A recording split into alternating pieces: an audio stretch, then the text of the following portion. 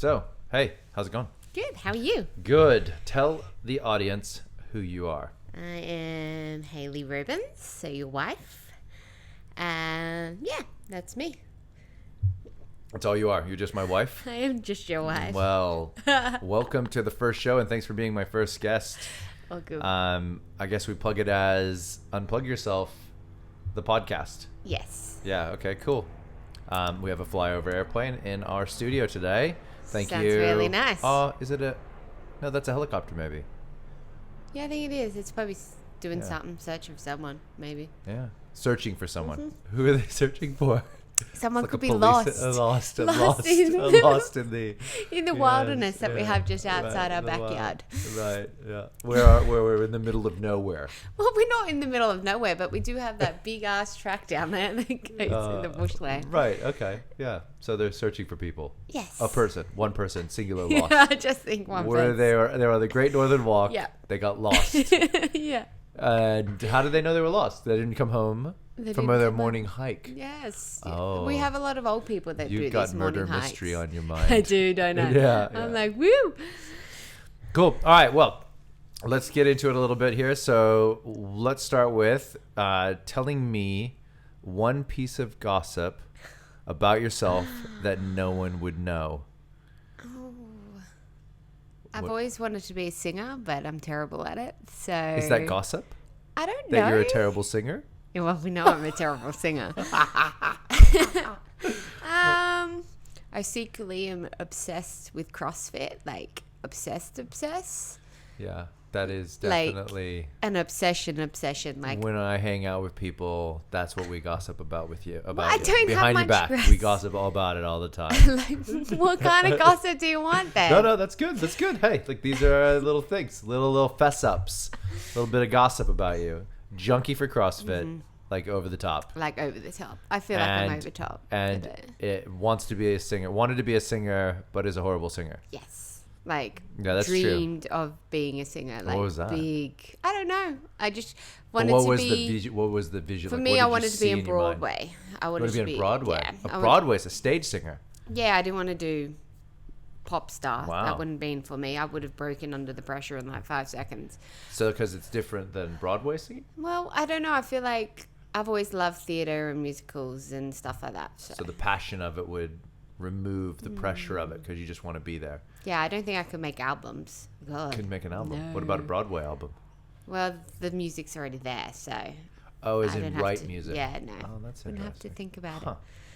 it. Interesting. Yeah, I've heard you sing with your headphones on. Yeah, it's terrible. It's a rough experience. I know. It's very, very ridiculous. Well, that's interesting. All right, cool. Well, I think we'll leave it there with that bit of gossip, and then move on to the next question, which is, what do you do for a crust? But since you don't understand what that means, I didn't know what that meant. what do you do for a living? What is your Well, job? I have a few different jobs. Yeah, what are So they? I work for Dyson, Monday to Friday. I'm the receptionist / PA of the finance director. So I do two jobs. So I run reception, kind of run the office, and then I also look after Byron, who's the finance director, and yeah, just make sure he gets to all his meetings and does what he does. And then my side hustle, which everyone says is a new thing. What's a new thing? A side hustle? Yeah, side. Oh, the they've way been this, around a long I know, time. but Your side so- hustle, though. Right? no, but Or everyone has to have a side hustle. Oh, The I way see they're what you're saying it, and Yeah, you know, it's not my second job. It's like side hustle. Yeah, oh yeah, Um, everybody's got a side you know, hustles. side This hustle. podcast is a side hustle. Yeah. So I'm a hair and makeup artist. Do weddings, photo shoots. Helping out with Dyson with all their stuff as well. Yeah, I don't know. I'm like loving both worlds, so I'm kind of torn on which way I want to go. But I'm just loving how. Well, I think the truth of the matter is that you love the makeup world. That's been much, probably a clearer dream than the becoming a Broadway singer. Yes. So comparing the two, your achievements have been very different in those two categories, right? So we probably, want to make a call that also is a dream That is that also you're a dream. living out in a way, right? Yes. I feel like I'm a bit lazy with it sometimes, so I'm not pushing myself as far as I should be with it, and I'm kind of content, maybe is the word, but I Is it don't know. content or complacent? Complacent, maybe. Do you know the difference? Maybe. Maybe. Content would be that you're just kind of happy enough with it, that it's good enough. Complacent means that you're kind of like kind of phoning it in. You're not putting in as much effort into doing it as you could do, but it's kind of all right. It's similar to being content, Yes. but it's more around, like, I would say, and this is just my view of the world, a Joe's view of the world, that it's you kind of phone it in a bit. You're like, yeah, I could do more. Yeah. I don't really, whatever. It's like what you always say about it. It's like, oh, I got to put more effort into my business. And then I never do it. But then that definition of whatever this business is something that doesn't make sense to you, so it's very hard to get to it. When in reality, you're like doing it, but it's just not exactly what you thought it was going to be. So then you're like, I'm not doing it well. And I'm like, well, that's not how it works. The whole thing about building something is, taking it down its organic path, right? Yes. So, interesting. Why did you pick makeup as a side hustle? As I said, I've always loved the theatre and movies and stuff like that. So I think, as I said, wanted to be singer, dancer. Much more better at dancing than singing, but I didn't put in the effort, and I started really late, so I just never made it out there. So I just kind of always wanted to be in the creative side and everything like that. So I've always loved the beauty side of movies and theatre and everything like that. So it was my next step to what I wanted to do in my life, I guess. So to be in that area still creating, still changing people, but not changing them completely, and Interesting. Yeah. How long have you been doing the makeup? Oh, I was thinking about this before. I think it's like I finished my course in about 4 or 5 years ago. So I've been on and off doing it since then. Yeah. And progressively getting bigger and bigger types of jobs, or? Yeah, as I said, like sometimes over the years, some years have been busier, or some months have been busier than I thought it was going to be, kind of thing. So I'm just kind of like, don't know, like I feel like with the Dyson stuff, definitely. But other side stuff, like my own stuff, me getting like booked myself, no. I feel like I'm being more of an assistant at the moment, which I'm fine with because it gets me out there. And as I said, I haven't thought of a way to... But it's okay to say that you're not happy with just getting booked as an assistant, right? That you want to get the other side of, which is primary booking, right? Yeah. It's okay. Like nobody's really going to care if you're selfish about it, right? That's all right. You're a little bit selfish because you still respect the assistant work. There's no question about that. Love doing the assistant work. Yeah. And I know that could end up being something big, especially with Liv, who I assist a lot with. I could grow out and become one of her business as well. So that means I can go off and do weddings if she can't do it, kind of thing. It's kind of like showcase that you're capable of. Yeah. Not necessarily filling the shoes specifically, but being a part of her ecosystem. Yeah, which I would love. She feels confident. Build up that confidence in you. Yeah, but that's been cool though, right? So I love working with her. Right? Yeah, she's amazing. But you said you were torn between that and your day job, right? Well, I love my day job at the moment. What about your 9 to 5 Monday through Friday job do you love? What's the deal there? I don't know. I'm loving maybe the opportunities I'm getting out of Dyson more than what I have with all my other 9 to 5 jobs or my other hairdressing okay, so let's go backwards. Go backwards. The last job before Dyson receptionist was... receptionist at Charter House. Which is like a recruiting company. Working in recruitment as a receptionist. And then prior to that, you were working at Tribe Hair as a front of house. So a receptionist for a hair salon. And then prior to that, you were in... hairdressing. Yeah. As an apprentice. Right? Yeah. As an apprentice. Yep. And that was nasty. Horrendous. Yeah. I was talking about that the other day, actually. That's really bad. Because Ness from hockey... Yes. She went through the same program.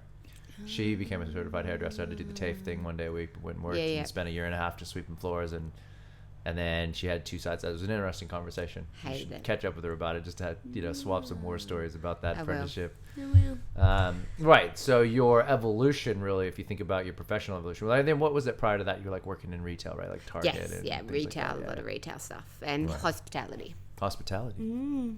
Service. Yes. Did you like that? Depends on what I was doing. I like doing the bar work, Right. like serving alcohol and doing all that. Everything else I hated. Yeah. Interesting. So always been, I guess in a weird way, you've always been a service person though, really. Like Yes. you're all about your personality. Yes, Your that's how I personality get is the thing Yeah. that you use to To- then do the jobs. Yes. Right. Okay, cool. And now you've landed in Dyson, which is, I guess, like from the outside looking in, a pretty sweet deal. It's pretty because good. they really, care They about you do. being like something. Yeah. Which is a different, Yes, and I different think- version of like work for you. That's why I like it. I haven't. No, I haven't really had anyone or any company really go, "You're really amazing. Let's push you to do other stuff." Yeah. Kind of thing. Well, it's not often when you look at your history where you're going to find a job where they're like, hey, we think that you've got something and we want to, make you shine with whatever we can do, right? Yeah. Well, you found that in this job. Yes. I was talking to somebody we both know Okay. who works at Dyson. No. No, we don't want to we drop the names. But he was saying that you're in your new role and you're sitting in big dog meetings now.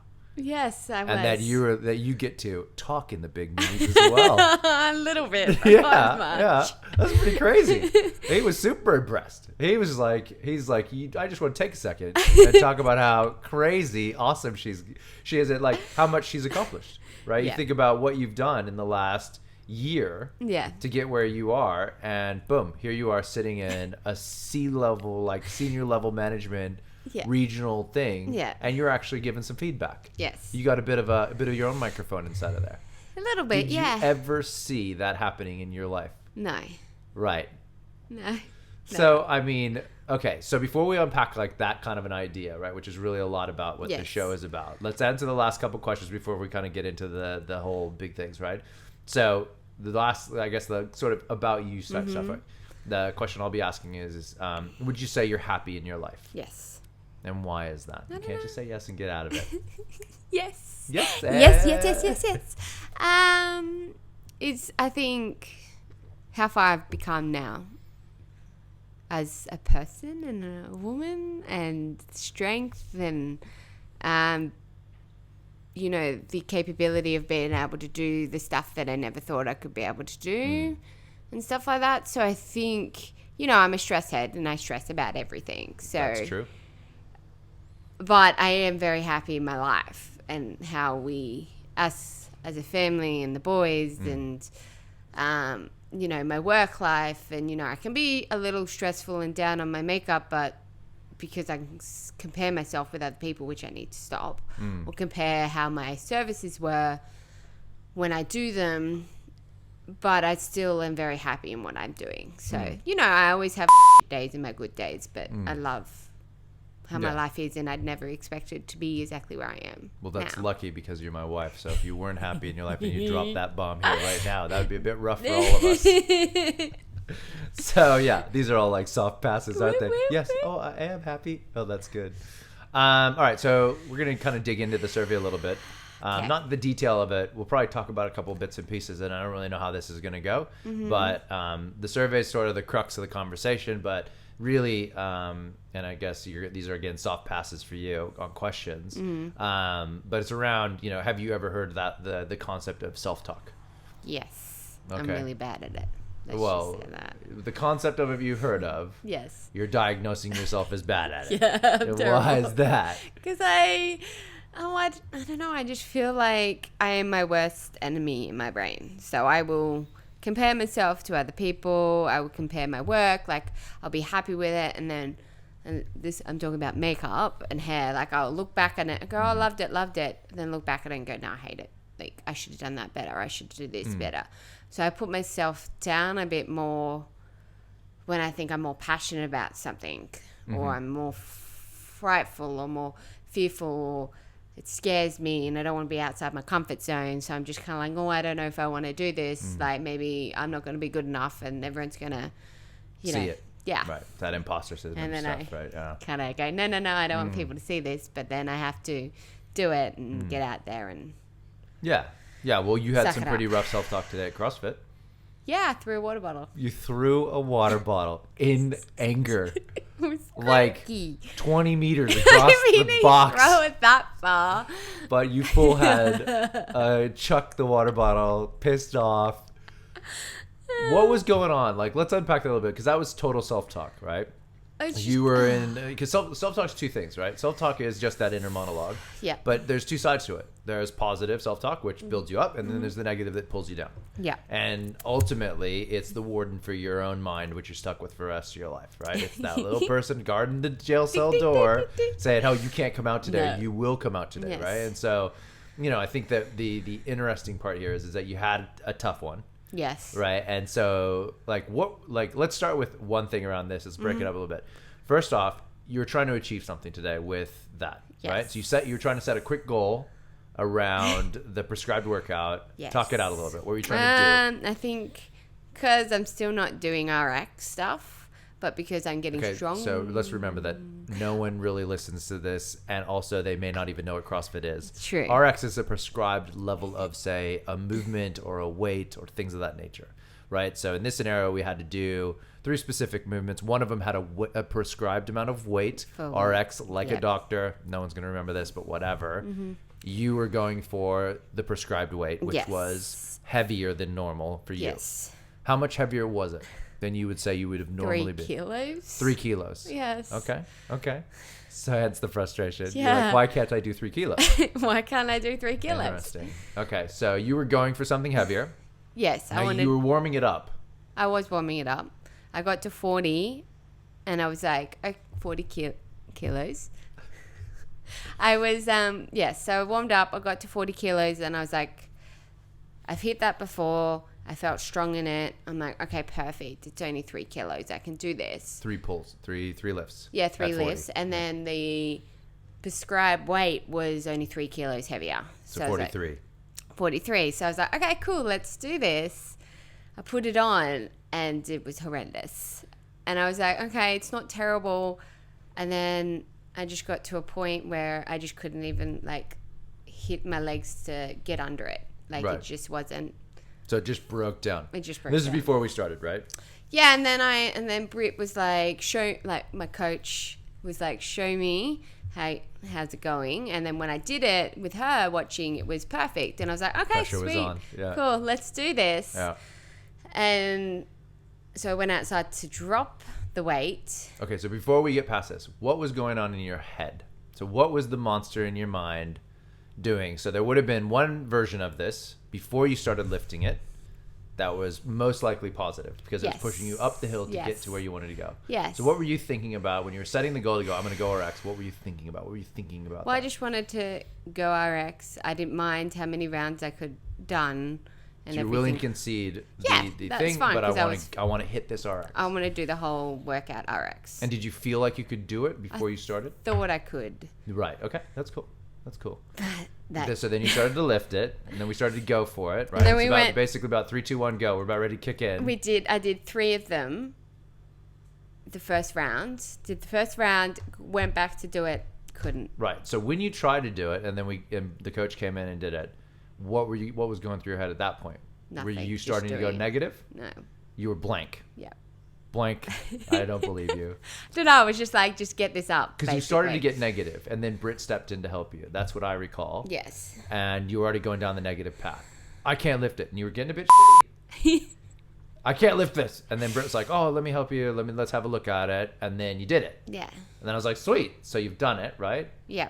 Now I'm overriding you, and I don't want to be the person who's saying what's in your mind, but that to me feels like you were starting to flip-flop a little bit, right? A little bit back and forth between, okay, I'm letting the positive go. Now I'm starting to feel the negative monster in my mind take over. Yes. So I was getting, I guess because I hit the 40 and I was like, okay, cool. I can do 3 extra kilos. It should be fine. It's only 3 reps of it. So it'll be fine. It'll be painful. Like it's going to hurt, but I can get through it. Yeah. It's all right if you take your time. I was going to do singles anyway. Yep. But it was just, I got to hitting it with my hips and I just couldn't get it up. Interesting. So I guess I did the first round when we started the workout, and I was like, okay, this is all right. Like, it was horrendous. Like, they were terrible. But I was like, okay, well, that's fine. I'm doing it. And then I got to the second round, and for the rest of the workout, the first workout, I basically couldn't do the clean. But you got through one round. I got through one round, and then... So at the heavyweight... Yes. We got through it was a 3-minute window to get as many rounds as you could. Yes. So you had the heavyweight. You did the 3 cleans at the heavyweight. Did the 6 push-ups, 9 squats. Yeah. And then you went back through to do another set of cleans again because it was like as many as you can do in 3 minutes. It was around. So, and then all of a sudden, I couldn't do it. Time was called, and a water bottle flew through the door from outside. So basically, I got to like, I think 30 seconds before, still trying to do the second round of these cleans. Haven't even done one rep. So you were just hung up trying to do one at that point. Yeah. For the rematch. And I couldn't do any more. So I was like, got so angry, just took all the weight off and went to 35 kilos. And I knew I can do that because I've done it in workouts before. Sure. So I was like, fine. And I did 3. And then I was just like, this is so annoying. And then basically had a little hissy fit. So full down cycle. Yeah. Like just boom. What were you thinking about when it was going bad? Do you recall? I was just frustrated and angry. So frustrated and angry. Yeah. And were you saying things of yourself? Were you targeting yourself in a negative way? I don't think I was. It was just more I was frustrated at the fact of I thought I could do it and I actually can't do it. Right. So it was more just the like, I set this really awesome goal. I think I can do it. And then the shock and disappointment of not of going to actually get be there. able to do it. Yeah. I mean, that's tough. Like, I get that. Like, I totally feel the same way sometimes when we do stuff and it hurts because I'm like, I should be able to do this. Yeah. You know, I had it with, I always have it with doing the jumping rope and the double unders. Yeah. And I'm like, I have 25 of these things to do. And I do one, I trip over it 5,000 times and I can't even get it done. And I'm like, what the hell is happening right now? And it's frustrating. And I normally get pretty like, I get really mad at myself, right? And so I think the thing I find most interesting about today's events is one, there's been, I can count on one hand, probably less than 3 of my fingers that you've ever acted like that in our relationship, right? This entire time I've known you. One, awesome. I love it when you blow up sometimes because I think it's really cool to see you actually cut loose, like let some emotions out. And 2, it's also okay to use that type of energy to flip this around. Yeah. I think, again, the negative is there. I really hope that you're learning ways to bounce fast back out of that and turn that into a positive, right? And find the way that you're going to like, all right, well, what have I learned today about that situation so that, one, I can keep fighting and getting my gains and whatever I got to do. But 2, recognize that sometimes when you're in a negative spot, it's okay for it not to go well, right? Yeah. That's okay. Right. So, I mean, do you think you learned anything today yet, or maybe in time? Do you think you will, or? It's just maybe knowing. It's hard to say. It's like maybe knowing where my limit is sometimes. Like I always either go way under, or I try and do too much. So it's just kind of knowing where the limit is kind of thing. And I guess I'm just getting to a point where we've been doing CrossFit for a year and other things are great. Some things I'm still terrible at. And I'm slowly doing some workouts at RX, which is amazing. But I still am doing modified stuff. And I kind of want to move up. So I would say that I'd be remiss if I didn't try to build you up a little bit here. How long did you start CrossFit? It's been a year and a bit now. Year and a bit, right? So you've been doing it for about a year. So I think we said April. Mm-hmm. So what are we? A year and a half into this? Yes. Right. And so this was like, let's also remember that from a gossip perspective, you are insanely addicted I love it. to doing I it. love Right? it. So, okay. Like, I love it. So fair Everything call. I watch, everything. Yeah, fair call. So I think the point is that what I want to make is you could not do RX of anything up until maybe 6 weeks. 2 or 3 months ago. You started to clip into a couple maybe 2 months ago, clip into a couple RX things. Yeah. Okay, so let's balance the yes, I should be able to with I've also done it. Yeah. Right? And let's put a spectrum of thinking here. You've achieved some big RX gains as well, where you've done work at a capacity that's well above what you used to be able to do. Yeah.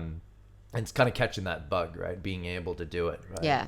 So I think, the takeaway that I always have for you is, let's make sure we're always on the edge of where we want to go, but but not getting too far over it so that we have too much of a negative, but where possible, try to break yourself, you know what I mean? Like, and figure out where that edge is. So I think sometimes you don't know where your lines are. No, I don't. Yeah. Because it's harder for me, my strengths and my weaknesses, and just trying to but also in your mind, right, is what I'm saying. Like, where is the edge of your ability, right, to hold yourself together, to say it's okay that I might just only get one round and rest for the rest of it, and then try it again and not try to force myself through it. It's okay, right?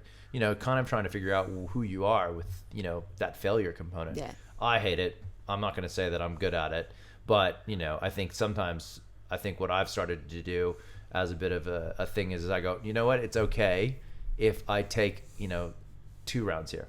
Yeah. And I've done it at a heavyweight. I'm totally gassed, but whatever, right? And that's okay because I'm stressing my body into a position where I'm not hurting myself, right? Yeah. But I'm stressing my body into that sort of gain situation where we can get through it. Yeah. So that's an interesting self-talk day. That and the sumo salad moment, but we don't want to get into that. That was a little bit of a weakness. I think you were just hungry. I was hungry. You're hungry. Cranky. What is it?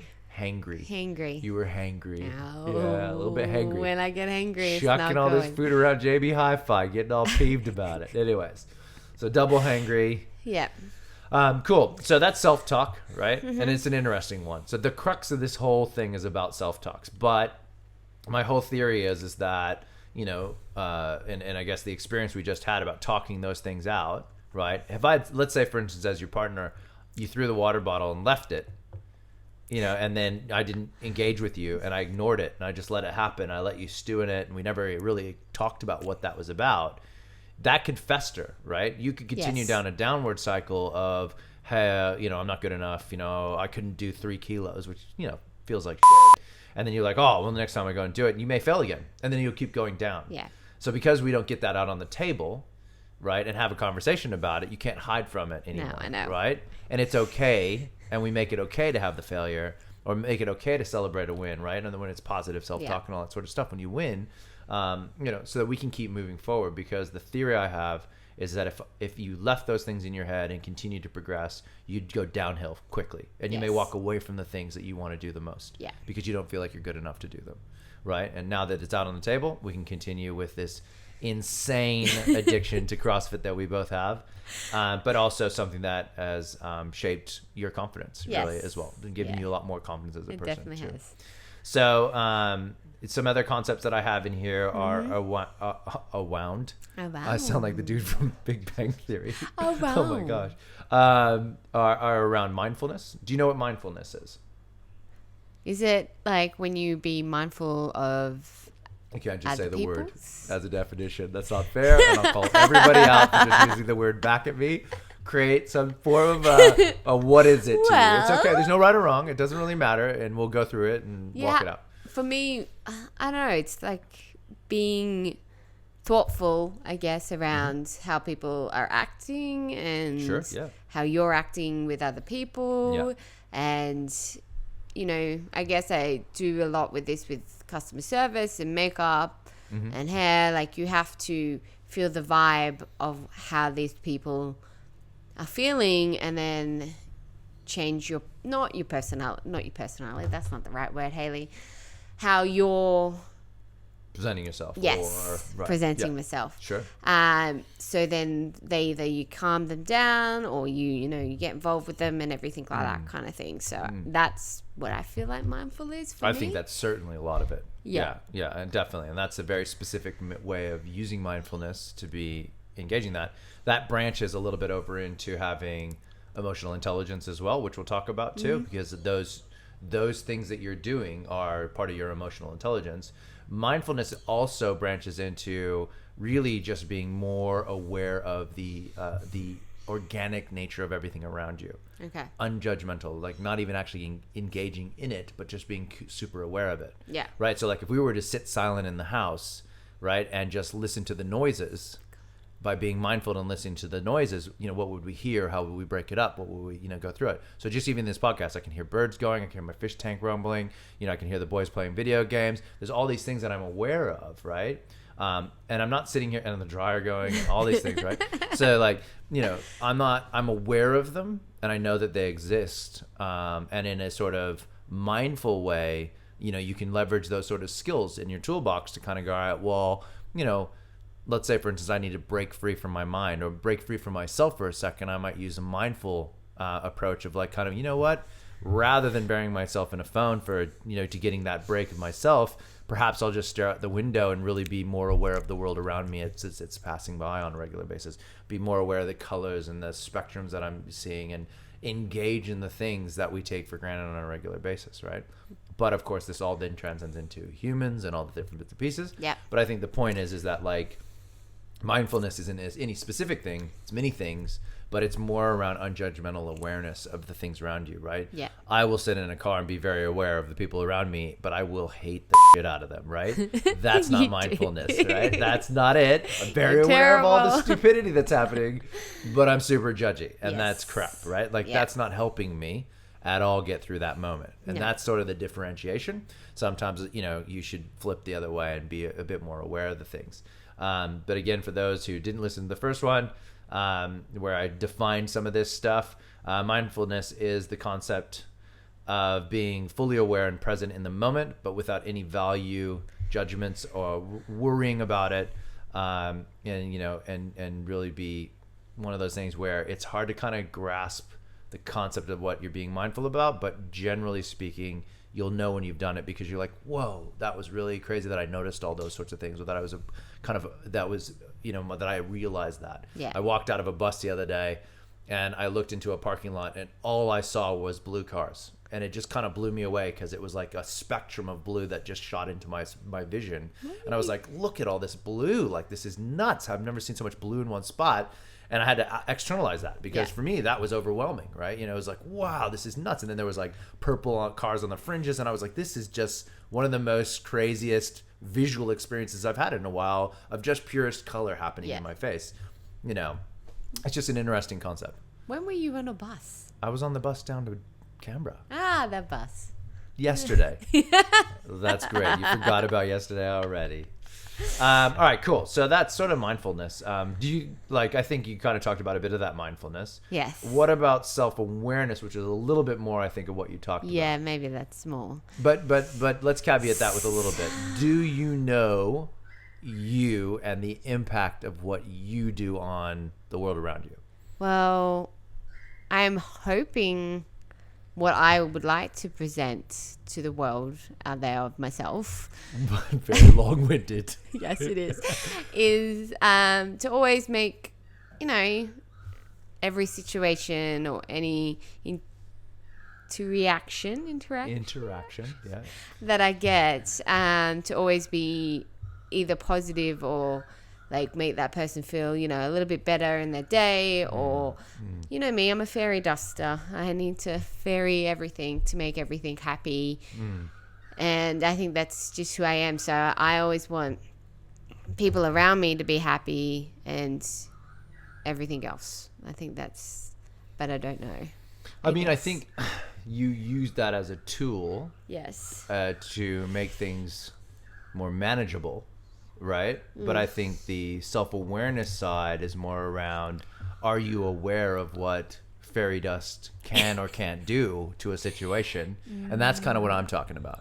Oh, So do you know when you sprinkle it if it's going to work, or are you actively just going, oh, I'm just going to smother this shit in fairy dust and hope for the best? no, I feel like I guess it depends on the situation. If Sure. I feel like someone doesn't want that or doesn't need it, then I'll just sit there and listen. If they need, the fairy dust, the hugs, the poking, You're right. the hey, me. So that's self-awareness, Yeah. right? And that's the idea. So you are aware of the impact of the things that Yes. you're going to do, and you think and you're tactful about it. One of the interesting ones between you and I, again, because this is easy because you're my wife and blah, blah, blah, is that I'm very aware of when I'm mean to you, right? Like when that happens and we have an altercation, which isn't very often, I We think. don't really have altercations. Yeah, but if yes. let's say for instance I'm grumpy or whatever, and I have my moment, Yes. and I like have a real pointed stab, in your direction, because I'm frustrated or whatever, I'm very aware, one, of not necessarily what I'm doing in real time, but almost immediately Yeah, after. know what the impact of what I'm doing is and how much it impacts you. Yeah. And I think that awareness of myself, I'm trying to, I've tried to deal with a lot over my life. Yeah. And trying to be less apt to fall victim to that, but that's more my weaknesses. Yeah. But again, same with my children, right? The same thing when Yeah. they're having a moment and they're having their own moment, and I'll come in, and I always noticed an impact of coming in heavy versus coming in light.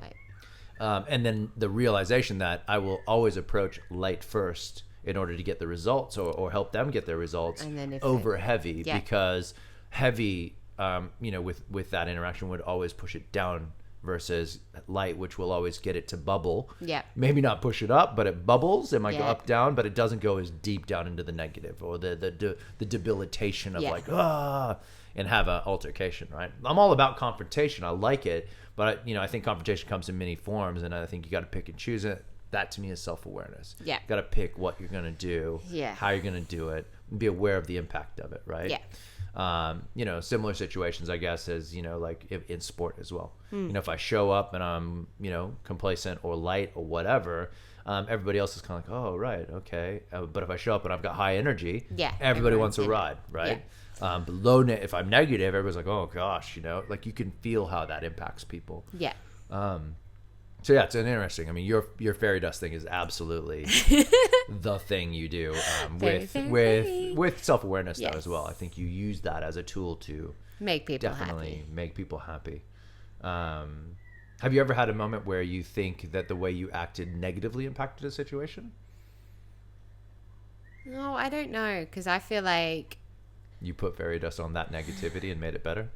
no, like I guess sometimes when I feel like it's funny because at work I can be snappy, like if people are annoying me. Or Oh, that's right. You keep coming back and saying, "Am I the bitch in the office?" Oh, well, that's another story. Right, it's a different thing. But that's new, by the way. That is new. That's me and my work wife being funny. But basically, I guess for me, I don't know if I've had any negative from my side. Well, I don't know. This is the thing. I feel like when I am negative or snappy or anything like that, and I go and apologize to the person afterwards, going, I'm really sorry, I'm just stressed at the moment. They're like, babes, you weren't. Yeah, right. You weren't negative. You weren't nothing. You were fine. But for me, I feel like I was, because I know myself and I know me, my body and stuff. But maybe I don't come across as I don't have a bitch like face. Self-talk too. I don't have a bitch face. You know that. Like I can't You pull don't have an angry face. You don't have a mean face. You don't know how to make a mean face. I can't do a mean face. Yeah, it literally is like a weird smile. It's weird. I don't know why you can't make a mean. Although I think you've started to, like, you had a bit of a mean face on earlier today. I've seen a couple of them now. You're evolving. I'm evolving. Face. Yeah, I think when we becoming called like it out, like the Pikachu's evolving. Yeah, over time. But I find it. Yeah, I mean, I don't know that there's a moment that I can call out where I think that you're necessarily what you're doing has a negative impact. Sometimes, and I think it happens to everybody, what you choose to do will have an unwanted impact, right? Yes, so like I know. But I don't think negative. I've never seen it really. No, like I think with me, it's more maybe back in the day when I couldn't read people as much. Sure. Yeah. I was very pushy, not pushy, but I was very like throwing needy. Let's say that's what we call it. Needy. You used to wanted be to make very everyone needy, happy, and I feel like that pissed off a lot of people. Yeah, definitely. If we think about not necessarily the Haley I first met, but like the Haley that we know from 6, 7, 8 years ago, you wanted everybody just to like you. Yeah. I mean, that was the thing. Like, that was my thing. Like brass tacks, I just want everybody to like me. I will do anything to make that happen. And I'll sacrifice who I am as a person to do that, which is what really spun me out initially when we were together. Is like, why are you not being who you need to be first so that you can be the happiest version of yourself to then impact these people so that they just like you for who you are? Yeah. That was a weird time of kind of like, what is this? Yeah. Like, and how are you doing this and why are you doing this? The unfortunate side effect of that is you were with me, and so then you had no place to hide after that. Yeah. See? And I had to get that all sorted out in my mind as to what was going on. All right. Well, self-awareness. I mean, that's cool. I guess the next one would be emotional intelligence. Well, I definitely feel like I've got more of an emotional intelligence now than what I used to be. As I said, I couldn't read anyone. I would just feel like this is what they want, all this kind of stuff, and kind of push myself on them. And it's not really what they want. Some people don't like being smothered, Haley. You need to deal with that situation. Yeah. So I think now I have definitely a more, I can read it better, and I can feel like, and maybe it's got to do with the makeup and all that other stuff, like just feeling the room and feeling how, either someone's tense or someone's, happy, or someone's, just making sure that if they aren't happy, to make them happy, or get at least, you're not always going to make everyone happy, especially in like my industry with hair and makeup. You're not always going to make everyone happy, but at least get them to that point where they are content, or kind of all that stuff. With me, with that kind of stuff, especially with the hair and makeup, I always want to go, I might not be the strongest hair and makeup artist out there, but I want to go out, and every job I do, I just want to be myself, a sweet, bubbly kind of girl, so then they feel more calm and relaxed. Yeah, but what about when, like, what do you reckon you're doing if they are coming at you hard with some like I don't heavy like this. heavy construction, like, hey, this is not a good situation, like compared, let's say what would have Haley done 5 years ago versus what Haley would do now? Like, she what is that? Probably would have freaked out and cried 5 years ago. Right. Yeah. Now I kind of, but you can't just exit on the cry. Yeah. Like, where would that have gone? Like, in those I don't know. situations? I probably would have. That's the thing. I can't even think of how I would have acted. That's interesting in itself, right? That you don't remember then. what that was. Yeah. Okay. But now, what does Haley do when she's in a tough spot? When well, I've been in a couple, like once or twice. I haven't been. This is the thing. I haven't been in a situation where I'm by myself. Right. So it's always with like once or twice with assistants, like assistant job, or with a group of people kind of job. It's like, personally, I am like stressing and freaking out inside, but always. Yeah. When this happens, but I think now, and because I've done it a couple of times, is I will like slow down, listen to the client, sit them down, relax them, just go, okay, what is the problems you see? What is it you don't like? Yeah. And then we'll do it. Like, it happened like probably like last year sometimes. I helped an assistant job, and I was doing the sister, and she wanted a hairstyle she had for a wedding. Yep. Her wedding. So already knew it wasn't going to work. Right. And the way she wanted it was a little different, but that's fine. Yep. I went and did it, and she wasn't happy with it. So I redid it like 3-4 times. We got to the point where she liked it. Yeah, sure. I know completely she didn't like it, but she was flustered, and I think all the emotions of the day were getting to her and stuff. So we got her to a point where, she actually liked it and everything like that, and she was more calmer and happier and everything like that. So for me, it's just maybe working with them, even if they're, you have to do it 3 or 4 times. Just get them to that point where they are actually happy or content, I guess, in a way. As I said, you're never always going to make everyone happy. So. Yeah, no, it's true.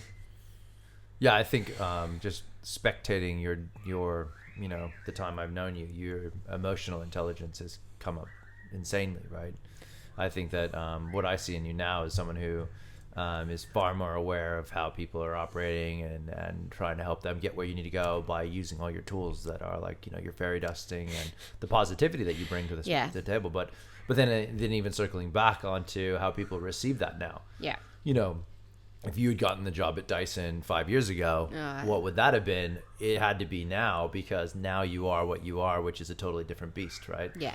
And your ability to be amongst that is, it's applaudable. Like, that's really interesting.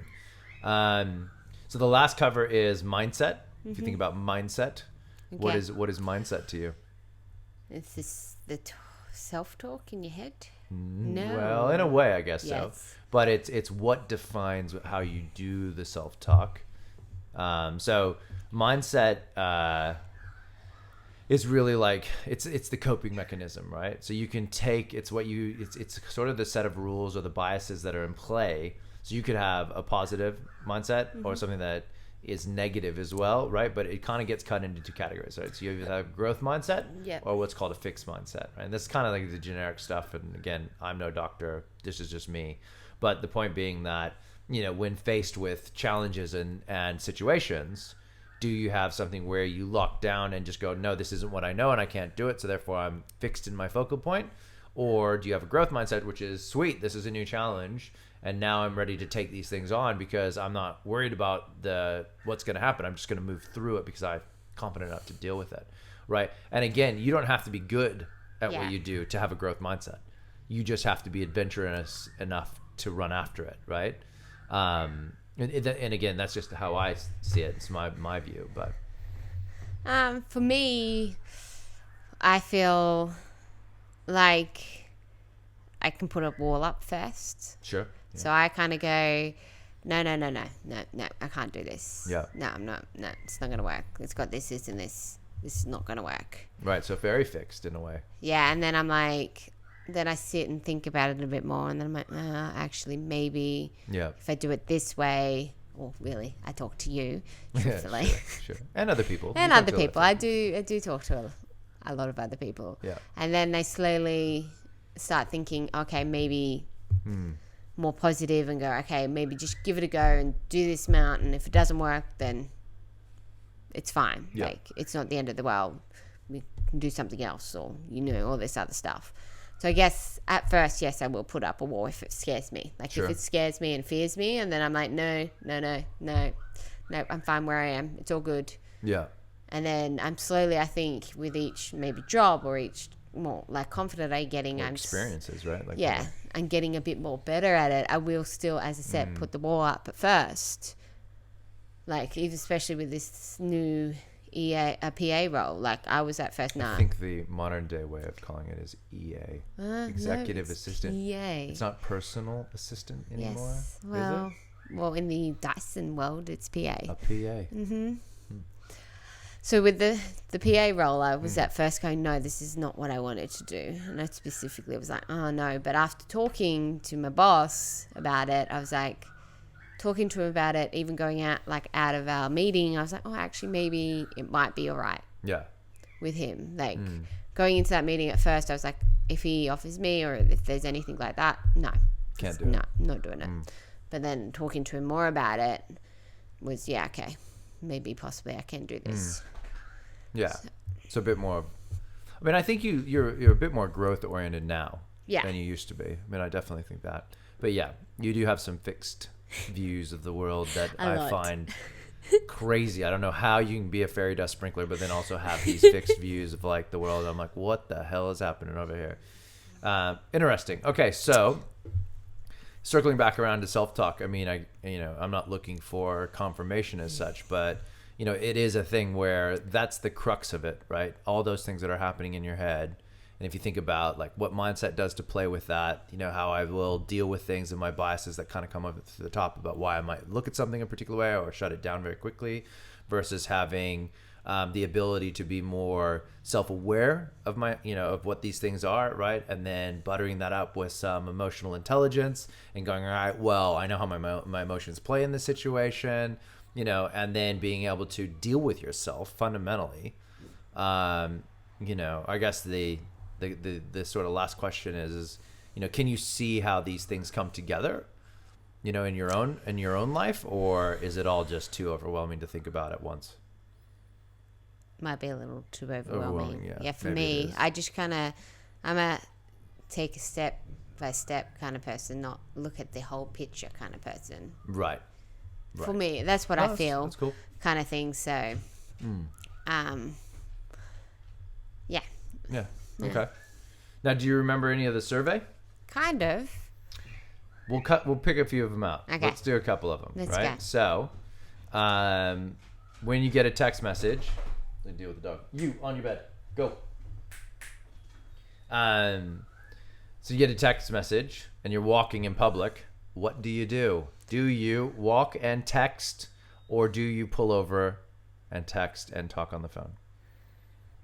Well, I pull over. So I never do a phone call while I'm walking unless I have my headsets in. Right. So I don't like to walk with it on my head. I will pull over. Sometimes, I guess, if I'm walking to work, like down my street, where there's no one, and I'm like, no one's there, it's fine, I'll just walk and do that. But I guess I'm more conscious of the people around me. Do you ever wait, or do you have to immediately respond to things that come in to your world? It depends. Like if I'm walking to work, which can be 20 minutes, and there's so many people around, then I'll just wait till I get to work. Right. So situation. Yeah. Unless it's something really urgent and I go, oh shit, okay, I need to answer to this. Do you have a different pattern of your phone usage when you're with your friends or your family or your coworkers? What do you mean? So if you're out to dinner with your friends versus your family versus your coworkers, do you use your phone in a different way? No. Use it the same way across all three groups? Yeah, well, if I'm with people and we're out for dinner, I don't pull my phone out unless it's something. You don't pull your phone out? Well... What about with family?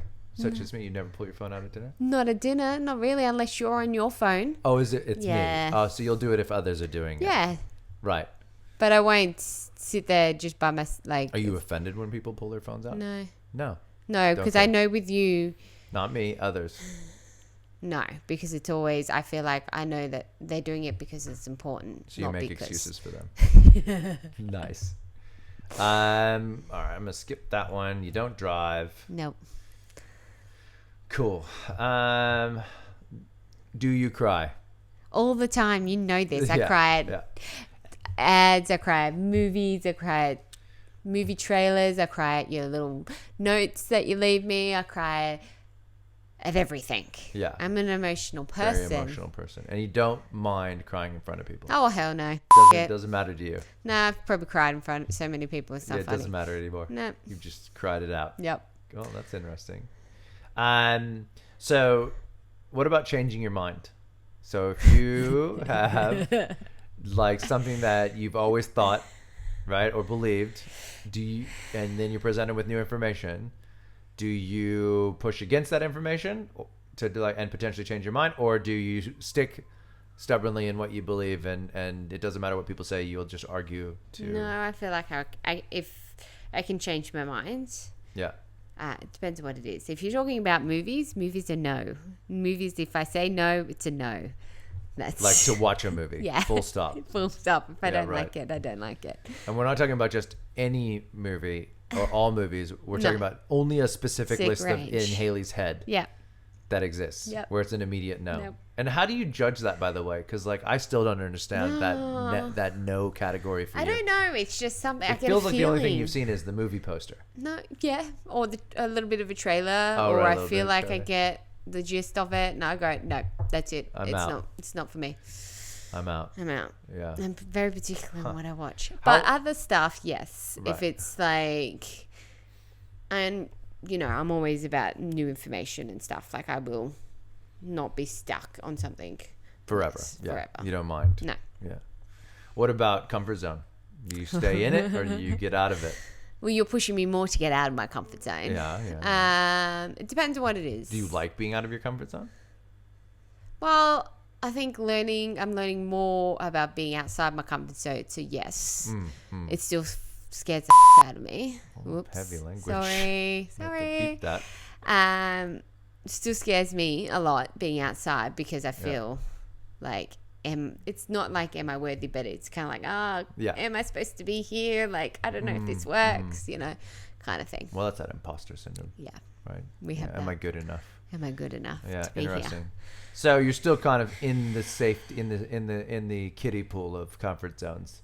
You're not out of don't just live in a safe place. No. But you're kind of getting out past the getting up to the next level. Well, let's say with every new job I've gotten, it's pushed me outside even more my comfort zone than what usually. True. Cool. So one of the questions that I think is interesting is like, so say if you have some distressing thoughts, like the sort of negative side or the downward side of the thoughts, do you judge yourself as good or bad? Are you marking yourself as a good or bad person, or depending on that, what you think about? It depends on the situation. I don't specifically say you're not a good enough person. I just say you're not good enough to do that, or you're not good enough. Well, that's kind of what I'm saying. Yeah. Are you saying that, you're judging yourself as good or bad? Like that sort of, am I going to, I'm good enough to do this, or I'm bad at this? I do. Right. So you're pretty heavy-handed, right? Yeah. Do you ever say you're good enough? Do you lean on the positive, or do you always go negative? I'm getting better at pushing myself, just go in there and rock it. Just be confident, all that stuff. Even if I'm scared about going into it, because I don't know. I guess it's always, I think more now, it's always more with my hair and makeup. Sure. Because I don't know what the situation I'm going into. That sounds bad. But, but it's always a little blind until you start, right? Until I start and how everything feels and everyone feeling and everything like that. So I always kind of get nervous before going into it.